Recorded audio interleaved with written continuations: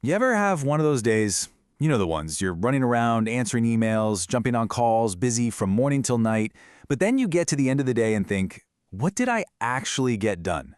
It's that awful feeling of being busy, but not really productive. So what's the secret? Let's unlock this puzzle together. You know, this quote from Dwight D. Eisenhower just hits the nail on the head. It perfectly captures the core struggle of pretty much all modern work, right?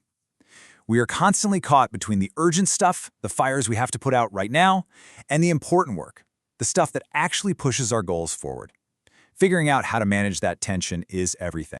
And here's the key takeaway. There's no magic bullet for this. No single app, no one trick is going to solve it all. Real, lasting productivity comes from looking at the whole picture. It's about mastering 3 key areas that are all connected: your mind, your system, and your environment. So let's dive into each one.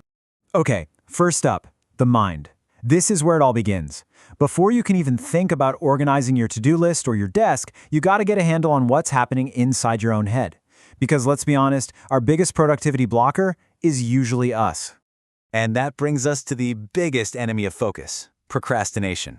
Now, it's more than just putting something off. The research actually defines it as an irrational delay.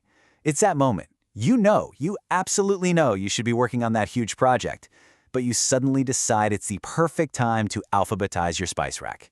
You know it's a bad idea, but you do it anyway. But get this, not all procrastination is created equal. Researchers have kind of broken it down into 2 main flavors. You've got your passive procrastinators who get totally paralyzed by indecision and just can't seem to start. And then you have active procrastinators. These are the people who intentionally delay things because they swear they do their best work right up against the deadline. Do either of those sound a little familiar? So, why do we do this to ourselves? Well, it's almost never about being lazy. The real reasons are usually much deeper.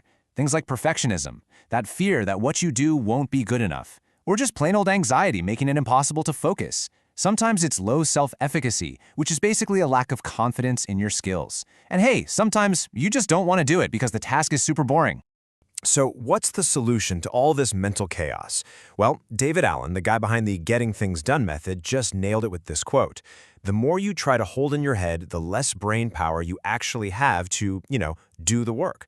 The big lesson here is that your brain is for having ideas, not for holding them. It's not a storage device. And this is the goal. David Allen calls it a mind like water. Just picture a perfectly still lake. You toss a rock in, it makes ripples, and then it goes right back to being calm. That's how your mind should operate, reacting appropriately to things, then returning to a state of calm, not holding on to all that stress.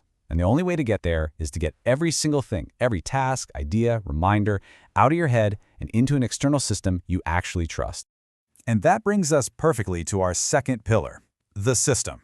See, once you've decluttered your mind, you need a reliable place to put all that stuff you just dumped out. You need a framework. The Getting Things Done, or GTD method, gives us a really solid 5-step process for this. First, you capture. Just collect everything that has your attention, big or small, into one place. Then you clarify. You look at each item and decide what it is and if you can do anything about it. After that, you organize it, putting it onto the right list. Then you reflect, which just means looking over your lists regularly to keep them fresh. And finally, the best part, you engage. You just do, knowing you're working on exactly the right thing.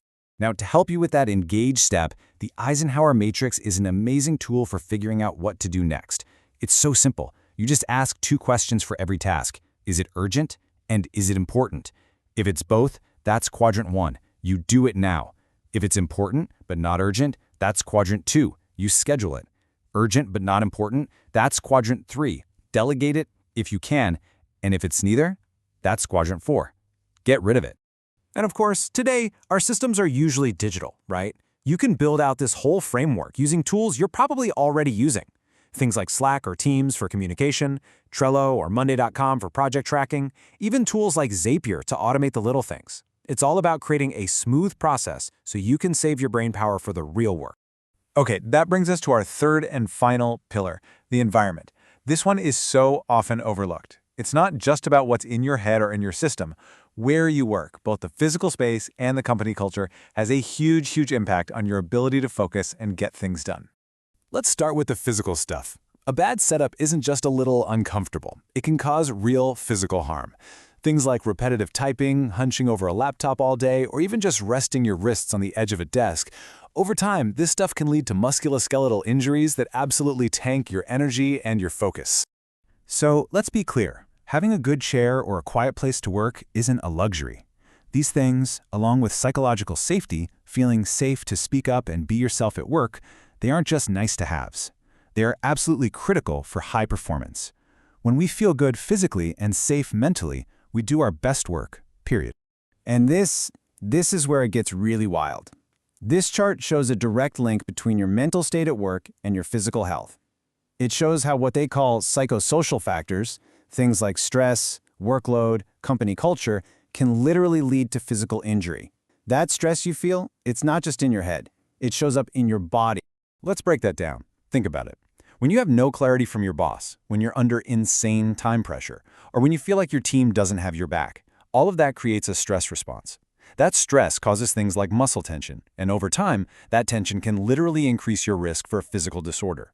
Your work culture can actually physically hurt you. So let's bring it all home.